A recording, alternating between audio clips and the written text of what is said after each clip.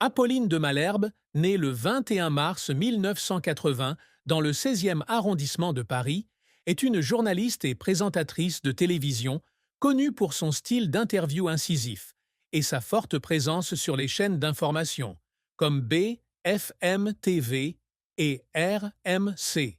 Cependant, derrière son image assurée et professionnelle, sa vie a été marquée par une profonde tristesse, la plus profonde étant peut-être le sentiment d'incompréhension et la pression des critiques publiques sur l'objectivité de sa carrière journalistique.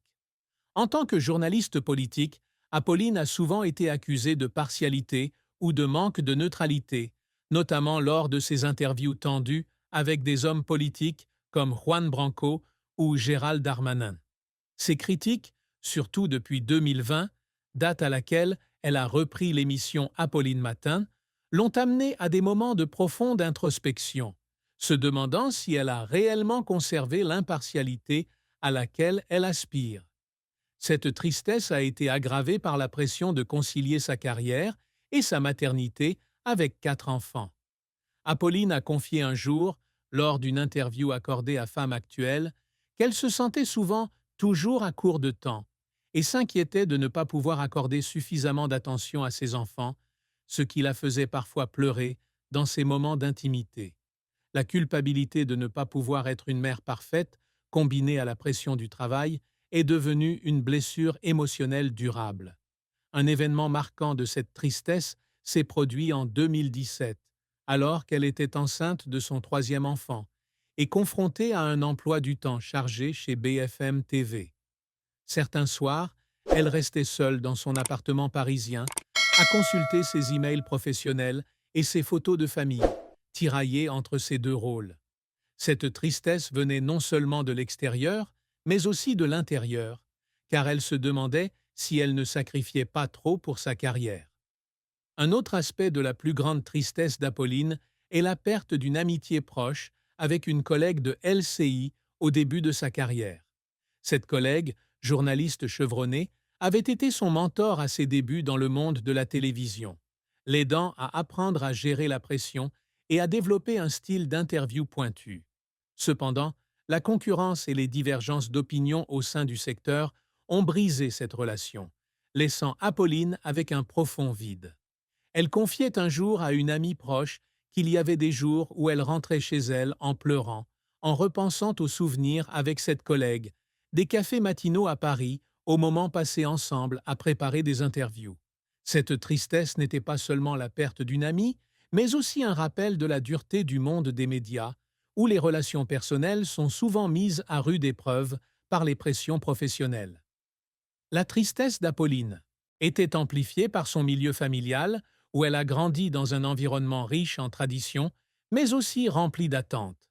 Fille du peintre Guy de Malherbe et de la galeriste Marie-Hélène de la Forest d'Yvonne, Apolline a grandi entourée d'art et de culture, mais a également ressenti la pression de faire ses preuves au sein d'une famille au riche passé. Sa mère, bien qu'aimante, était souvent occupée par son travail à la galerie et la gestion du château de Poncé, ce qui a parfois laissé Apolline avec un sentiment de déconnexion émotionnelle. Les souvenirs d'après-midi solitaires dans leur maison parisienne, à lire pendant que sa mère travaillait, lui laissaient une tristesse silencieuse qui la faisait souvent pleurer à l'idée de cette séparation. La carrière d'Apolline de Malherbe a été un parcours impressionnant, mais aussi semé d'embûches et de difficultés, reflétant son dévouement et sa passion pour le journalisme et la communication. Née à Paris dans une famille au fort héritage artistique et culturel, Apolline a très tôt développé un intérêt pour la politique et la communication. Après des études de lettres à Hippocagne et Cagnes, elle a obtenu un master en sciences sociales et services publics à Sciences Po en 2005. Ces années à Sciences Po ont façonné sa pensée analytique, notamment grâce à son mémoire de master sur l'image des hommes politiques dans les émissions de télévision de Marc-Olivier Fogiel et Thierry Ardisson. C'est ce mémoire qui lui a ouvert ses portes en journalisme, où elle a analysé les stratégies de communication des hommes politiques. Apolline a débuté sa carrière par des stages à Ouest France, Éditions du Mans, et au Figaro, où elle a travaillé aux rubriques politiques et internationales, couvrant notamment les attentats du 11 septembre 2001. Ces expériences ont renforcé sa passion pour le journalisme, lui permettant de travailler à LCI avec le journaliste Christophe Barbier, où elle préparait des interviews politiques matinales. 2007 a marqué un tournant majeur avec la publication de son livre politique Cherche Taudimat, désespérément, Albin Michel, qui analyse la manière dont les politiques utilisent les médias pour attirer l'attention du public. Ce livre a non seulement remporté le prix Edgar Faure, mais lui a également permis d'être remarquée par BFM TV, dont elle a été nommée rédactrice en chef en 2007. De 2008 à 2011, Apolline a travaillé comme correspondante à Washington, couvrant des événements majeurs tels que l'élection présidentielle américaine et l'affaire DSK, ce qui lui a valu une présence sur des chaînes internationales comme ABC, CNN et NBC. De retour en France, elle a travaillé chez Canal+ à partir de 2012, réalisant des commentaires et des interviews politiques chaque matin, avant de revenir sur BFM TV en 2013 comme rédactrice politique et présentatrice de BFM Politique. En 2020, elle a repris le rôle d'Apolline Matin sur RMC et RMC Story, devenant ainsi la première femme à animer une matinale mixte radio-télévision en France, une étape importante dans sa carrière. Cependant, la carrière d'Apolline n'a pas été exempte de revers et de difficultés. L'un des moments les plus difficiles a eu lieu en 2020, lorsqu'elle a été vivement critiquée pour une interview avec Juan Branco, l'avocat de Piotr Pawlenski, concernant l'affaire Benjamin Griveaux. Apolline a conclu l'interview par une remarque jugée partiale, ce qui a conduit 23 personnes à déposer plainte auprès du Conseil de déontologie et de médiation du journalisme, CDJM. Le CDJM a conclu que l'interview démontrait une partialité dépassant les limites de la liberté journalistique, un jugement qui a profondément blessé Apolline. Elle a un jour confié à un collègue qu'il lui arrivait de pleurer certains soirs en lisant des commentaires négatifs sur les réseaux sociaux, estimant que ses années de dévouement étaient ignorées.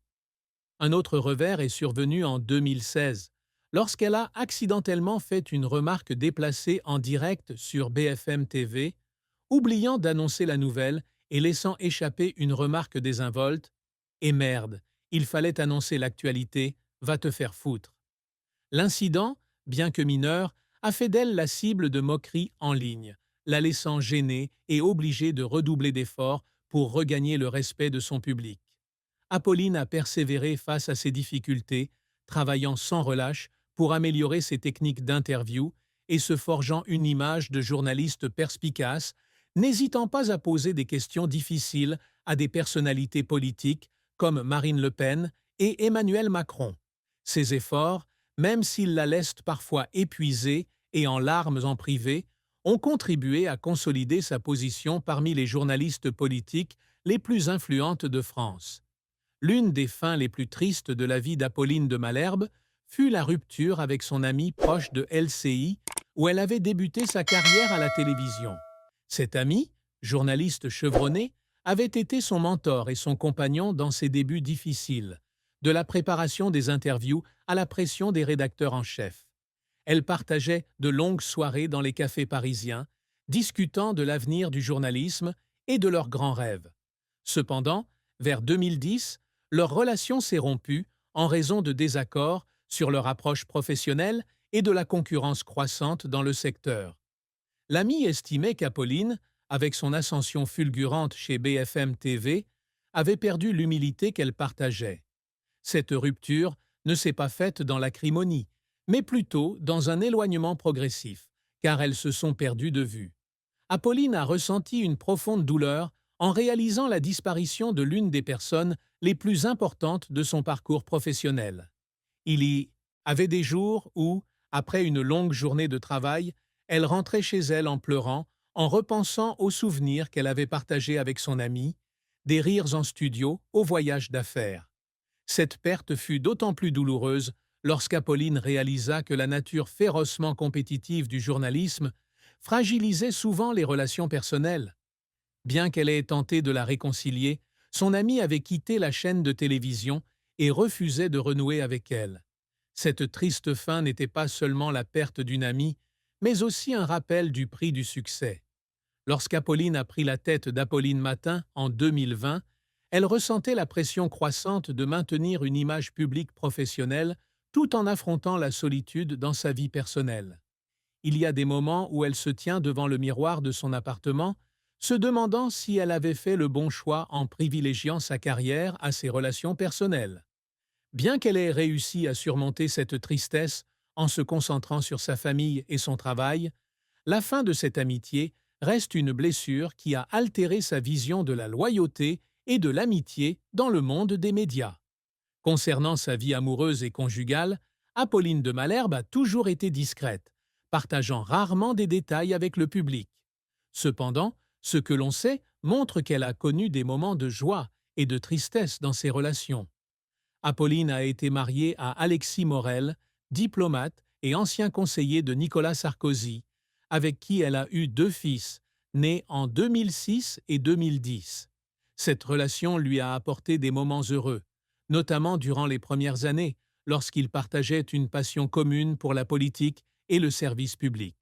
Cependant, le mariage s'est soldé par un divorce, un événement dont Apolline a rarement parlé publiquement, mais qui l'aurait profondément attristé. La tristesse d'Apolline dans son mariage provenait de la pression de concilier une carrière bien remplie avec ses responsabilités familiales. Journaliste pour des chaînes d'information comme BFM TV, elle devait souvent travailler tôt le matin ou tard le soir, ce qui l'empêchait de passer du temps avec sa famille. Il lui arrivait de rentrer en larmes après une longue journée, réalisant qu'elle avait manqué des moments importants avec ses enfants et son mari. Bien que son divorce avec Alexis Morel se soit déroulé à l'amiable, Apolline a ressenti un sentiment d'échec en tant qu'épouse. Un sentiment qu'elle a un jour confié à une amie proche, comme une blessure jamais complètement cicatrisée. Apolline vit désormais avec Harold Ozzie, psychanalyste et ancien conseiller en communication de Manuel Valls. Ils ont 2 enfants, une fille née en 2017 et une autre plus tard. Apolline a exprimé son admiration pour Harold, le décrivant comme intelligent, attentionné et humain, dans une interview accordée à Pure People. Cette relation lui a apporté stabilité et soutien émotionnel, mais elle n'a pas été sans difficulté. Apolline a confié à Femme Actuelle qu'elle se sentait souvent déchirée entre travail et famille, et qu'il lui arrivait de pleurer car elle avait l'impression de ne pas pouvoir répondre aux attentes de ces 2 rôles. Cependant, elle s'efforce toujours de passer du temps avec ses enfants, même s'il ne s'agit que de petits moments, comme leur lire un livre avant de dormir ou les emmener à l'école, afin de compenser ses manquements passés.